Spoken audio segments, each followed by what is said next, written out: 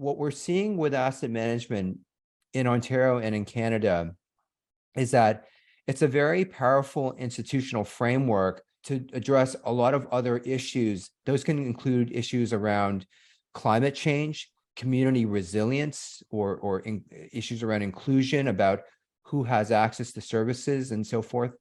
And asset management is powerful as a discipline because it's probably the only discipline within municipalities that takes a comprehensive look at all of your services and the assets used to provide those services. It used to be much more that it was the treasurers, the finance people who did all the financial reporting, and that included reporting on your capital assets. And then it was all the public works people and engineers that would manage the assets and all of the stuff. What asset management has really forced into the conversation is what it means to do asset management, as opposed to sort of just managing your infrastructure or assets. One advice I always tell my team is don't become a silo.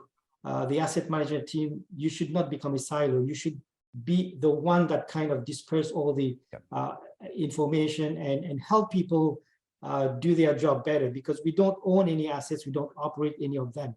So it's those people who own and operate that needs to be, kind of guided along the process. Look at your value proposition as well. And it's good that you mentioned, Chris mentioned about, it's not only about providing a certain level of service for infrastructure and asset needs, but also climate change. There's a lot to be done on in that area where our group is both climate change and asset management, and we see a lot of those synergies happening. We also work together with our business and economic development area, where we see a lot of social equity, right?